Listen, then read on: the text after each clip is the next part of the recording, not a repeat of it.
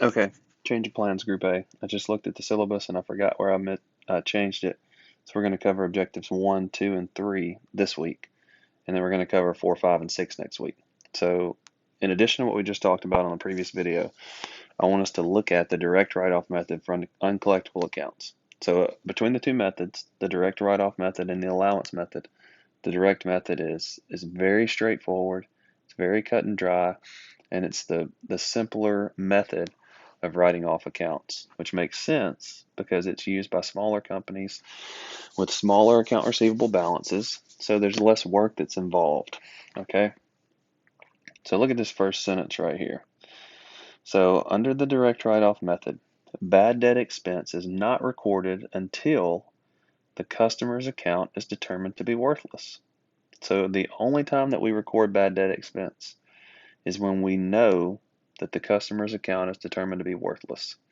At that time, the customer's account receivable balance is written off. All right, so let's look at this example right here. So to illustrate, assume that on May 10th, a $4,200 account receivable balance from DL Ross has been determined to be uncollectible. The entry to write off the account is as follows. So, expenses have a normal debit balance. So for us to record an expense and make an expense grow larger, we would debit that expense. And then think about what we're doing to this account receivable. So we are removing this account receivable from our books. And an account receivable is an asset. So to reduce an asset, we would make a credit entry. So this journal entry right here makes perfect sense. We would debit bad debt expense. So we are recording an expense for the $4,200 balance, and we are removing this account receivable balance from our assets. So you debit bad debt expense and you credit accounts receivable. Okay, now think about this. On May 10th, we deem that this customer's balance is written off. Now, a few months down the road, this customer may get a new job. They may, decide they want to shop with us again. They may decide that they want to do business with us again. But in order for that to happen, they've got to first make good on their account receivable balance that we wrote off. So it is possible for us to reverse that, put this account receivable balance back on our books, and then allow that customer to pay us. And that's what we see down in this next example. So an account receivable balance that has been written off may be collected later. The first thing that you have to do in that instance is you have to reinstate the account receivable and then allow the customer to pay you back. So if you look at this example on May 10th, we debited bad debt expense and we credited accounts receivable. That wrote D.L. Ross's account receivable balance off.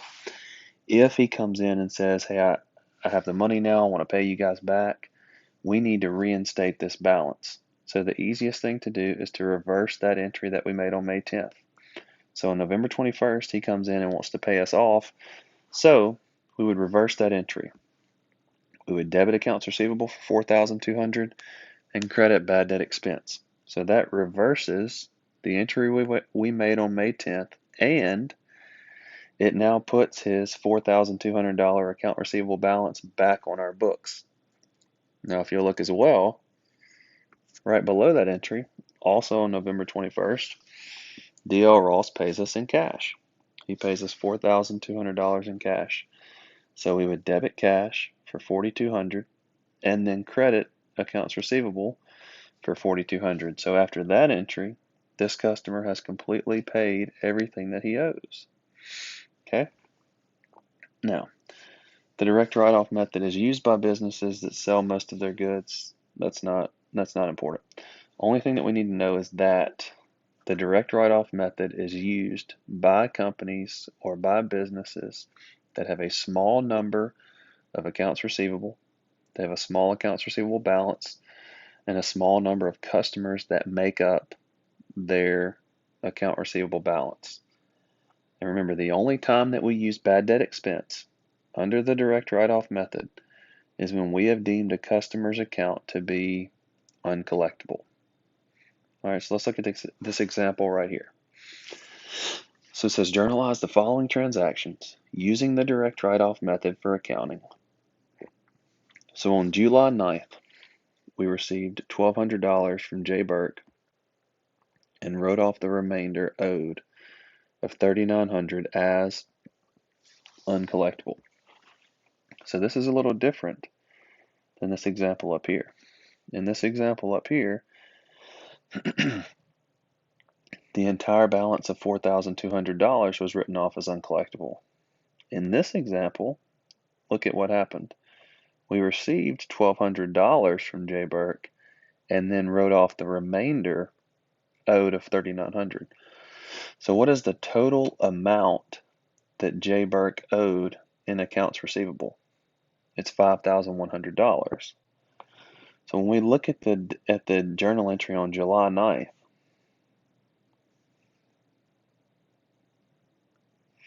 you see here that we debit cash for $1,200 because we received $1,200 in cash, and we would write off $3,900 to bad debt expense. So we would record that expense also as a debit, and we would get rid of the entire accounts receivable balance of $5,100. Okay. Now on October the 11th, so you'd have to be sure and follow along if this were a question on your test. It's very likely you would have one like this. So on October the 11th, it says we reinstated the account of Jay Burke and then received $3,900 cash in full payment. So on October the 11th, or actually on July 9th, after he pays the $1,200, he no longer owes us $5,100. He owes us $3,900 now. So that's the amount that we are writing off to bad debt expense. So on October the 11th, in order for us to reinstate his account, we would reverse the entry we made on July 9th that only deals with bad debt expense. So we would debit accounts receivable for $3,900, and we would credit bad debt expense for $3,900 because that's the amount that we actually wrote off. Okay, so by making the journal entry that I just highlighted in pink, we have put this customer's account receivable balance back on our books, and we've gotten rid of that bad debt expense. Okay, so now, same day, October the 11th, we allow Jay Burke to pay off his account receivable balance. And I just highlighted that in blue. So the way that we would do that is we would debit cash because he'd be paying us in cash, and we would credit accounts receivable because once he pays us, he no longer owes us and we no longer have an outstanding balance for him. Okay, so this is the direct write-off method of writing off to bad debt expense, and also this is how you record a write-off of bad debt expense when later a customer comes and wants to pay that balance off again. So I wanted to go ahead and get that in there.